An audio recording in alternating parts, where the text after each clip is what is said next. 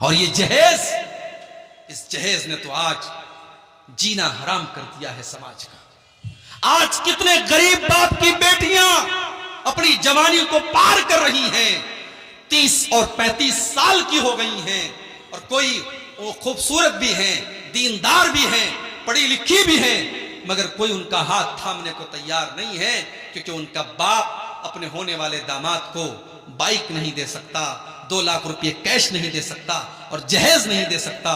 मेरे प्यारे साथियों, इस जहेज की रस्म ने आज कितने गरीबों की बेटियों को अपने कदम हराम रास्ते की तरफ लेके जाने पर मजबूर किया है, और कितनी जवान बेटियों की जवानी ढल गई, और कितने घरों में बदकारी हो गई, और कितने बापों ने खुदकुशी कर ली और बेटियों ने खुदकुशी कर ली, मगर हमारी आंखें नहीं खुलती और हम इस रस्म से पीछा छोड़ाने को तैयार नहीं हैं, क्योंकि लालच भरा हुआ है दिल के अंदर। और निकाह के जरिए हम ये चाहते हैं कि हम अपने बेटे का सौदा कर लें, और शादी के जरिए हम पैसा कमा लें।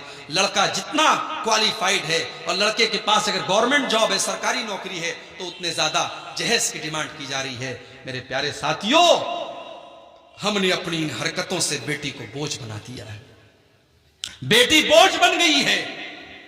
आज किसी को 2 बेटियां हो और तीसरी बेटी उसको हो जाए, तो हॉस्पिटल की नर्स भी बड़ा धीरे से आके कहती है, साहब आपको बेटी हुई। उसको पता है कि इसको कोई खुशी नहीं होगी।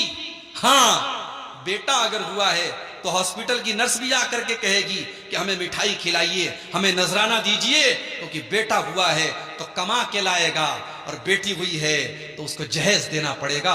हमने बेटियों को बोझ बना दिया है। मेरे प्यारे साथी, अल्लाह की कसम, अगर ये बेटियां बोझ होती तो अल्लाह अपने नबी को 4 बेटियां न देता। मेरे नबी को अल्लाह ने 4 बेटियों से नवाजा। सबसे बड़ी बेटी का नाम ज़ैनब था, उनकी शादी अबुल आस इब्न रबी से होती है। दूसरे नंबर की बेटी का नाम उम्मे कुलसूम है, उनका निकाह हज़रत उस्मान गनी के साथ होता है। तीसरी बेटी का नाम रुकैया है, उनका निकाह भी हजरत उस्मान गनी के साथ होता है। पहले रुकैया का निकाह होता है, जब उनका इंतकाल हो जाता है तब उम्मे कुलसूम का निकाह होता है। एक आदमी के निकाह में 2 सगी बहनें एक साथ नहीं रह सकती। हाँ, एक बहन का इंतकाल हो जाए तो वो अपनी साली से शादी कर सकता है, लेकिन एक साथ 2 बहनों से शादी करना इस्लाम में हराम है। और चौथी बेटी अल्लाह के नबी की, जो सबसे छोटी और सबसे लाडली बेटी है, उसका निकाह होता है हजरत फातिमा के साथ। अगर बेटियां कलंक होती और बेटियां बोझ होती तो अल्लाह अपने नबी को 4 बेटियां न देता। मेरे भाइयों, इस जहेज की रस्म ने आज बेटियों को बोझ बना दिया है। शादी करते हैं आप, शादी में आपके सीमांचल के इलाके में मैं जानता हूं, मैंने देखा है, बड़े बड़े मौलवियों को मैंने देखा है कि वो भी जहेज ले रहे हैं, 100 200 लोगों से बारात लेके जा रहे हैं। लेकिन अल्लाह का फजलो करम है कि ऐसे नौजवान भी हमने देखे हैं।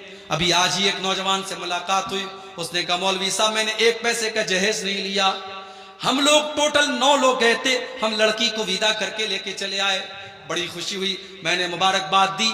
आज ऐसी शादियां भी होती हैं, और जब ऐसी शादियां होती हैं तो मियां बीवी के रिश्ते में मोहब्बत पैदा होती है।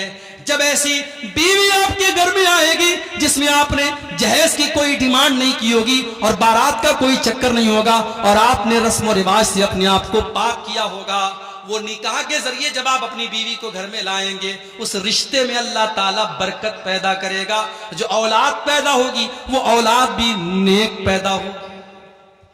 आज औलाद क्यों खराब पैदा हो रही है? जब माएं खराब हैं, जब बाप खराब है, तो बच्चे तो खराब होंगे ना।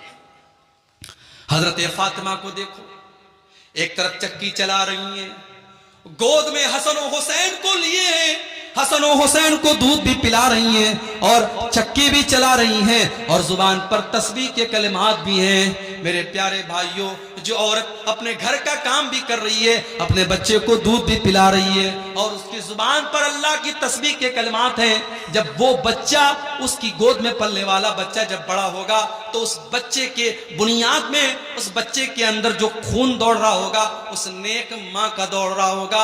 आज ऐसी माएँ कहाँ हमारे समाज में मिलती हैं। हमने तो जब रिश्ता देखना होता है, हम जब रिश्ता देखते हैं तो हम ये देखते हैं कि लड़की कितनी स्मार्ट है, कितनी खूबसूरत है, कितनी देखने में हैंडसम है, कितनी खूबसूरत है। हम तो खूबसूरती को मेयार बनाते हैं। अल्लाह के प्यारे नबी ने फरमाया तुम कहुल मरातुल अरबईन, जब लड़कियों की शादी करो तो 4 चीजें देखी जाती हैं।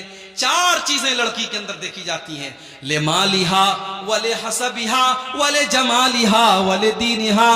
कुछ लोग तो माल देखते हैं कि कितना जहेज लेकर के आएगी, कुछ लोग उसका खानदान देखते हैं कि हमारी बरादरी की है कि नहीं, हमारे समाज की है कि नहीं, हमारे समाज के बाहर की तो नहीं है। और कुछ लोग उसकी खूबसूरती देखते हैं कि कितनी खूबसूरत है। लड़का चाहे साउथ अफ्रीका का लग रहा हो लेकिन लड़की उनको बिल्कुल हूर जैसी चाहिए। कुछ लोगों को खूबसूरती पर वो मर मिटते हैं। वाले तीन यहाँ, और कुछ लोग दीनदारी देखते हैं। अल्लाह के नबी ने फरमाया फज़फर बिज़ाति दीन, तुम दीनदार औरत को तरजीह दो और दीनदार औरत को घर में लेके आओ। आज हमें पूरा मुसलमान होने की जरूरत है। आज हमें अपने शादी ब्याह के सिस्टम को भी सुधारने की